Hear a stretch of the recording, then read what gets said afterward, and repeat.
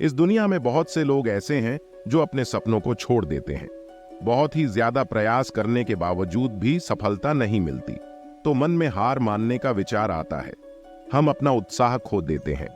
हर दिशा में ना उम्मीद ही दिखाई देती है, कुछ भी पॉजिटिव नजर नहीं आता। लगता है कि हार मान ले। यदि आप भी ऐसा सोच रहे हैं और आपको लगता है कि आप आगे कुछ नहीं कर पाएंगे, तो ये कहानी आप ही के लिए है। अगर आप ये कहानी अंत तक सुनते हैं, आपके अंदर दोबारा ये नेगेटिव विचार कभी नहीं आएगा। तो चलिए कहानी शुरू करते हैं। एक गांव था, उसमें एक आश्रम था। आश्रम में एक आचार्य और उनके 3 शिष्य थे। आचार्य ने उन शिष्य से पूछा कि उन पहाड़ी के पीछे क्या है, वह देख कर आना है। आचार्य ने अपने पहले शिष्य को आदेश दिया और कहा, पहले तुम जाओ और पता करके लाओ कि उन पहाड़ी के पीछे क्या है।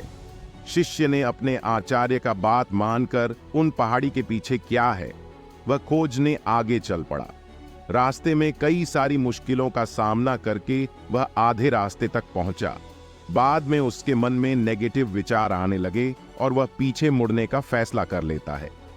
वह शीशा वापस अपने आश्रम चल पड़ता है। आश्रम लौटने के बाद वह आश्चर्य से कहता है कि मैं आधे रास्ते से ही लौट आया। फिर आचार्य ने दूसरे शिष्य को आदेश दिया कि तुम उस पहाड़ी के पीछे क्या है वह खोज के लाओ। आचार्य के आदेश से वह दूसरा शिष्य अपने मार्ग पर चल पड़ा। पहले शिष्य की तरह उन्हें भी शुरुआती रास्ते में बहुत सारी कठिनाई और मुश्किलें आई, फिर भी वह आगे बढ़ा। लेकिन चलते चलते वह थक गया और मन में सोचने लगा कि अब कितना दूर है, यह अब मुझसे चला नहीं जाता, मैं क्या करूं। उसके मन में भी नेगेटिव विचार आने लगे और उसने भी गिव अप कर दिया। अंत में आचार्य ने अपने तीसरे शिष्य को आदेश दिया और कहा कि अब तुम जाओ, पर पता करके आओ कि उस पहाड़ के पीछे क्या है।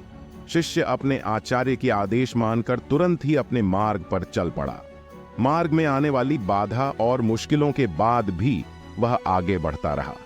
वह चलते चलते थक भी जाता, फिर भी वह आगे बढ़ता रहा। जब भी वह थक जाए तो थोड़ा आराम कर लेता। वह सोचता कि अब थोड़ा ही दूर है, मुझे हार नहीं मानना है, मुझे बस चलते रहना है। ऐसे सकारात्मक सोच के साथ वह आगे बढ़ता रहा और उसे वह पहाड़ दिख गया।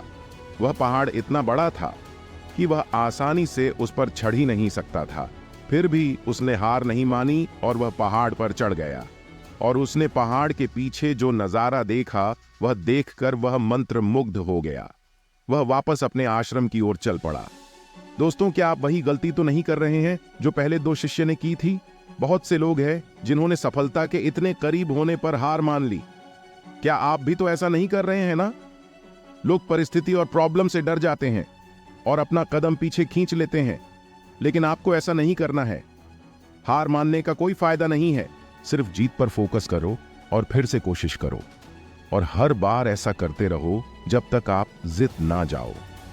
दोस्तों, आपको इस कहानी से क्या सीख मिला, हमें कमेंट करें, जरूर बताएं और चैनल को सब्सक्राइब करना ना भूलें।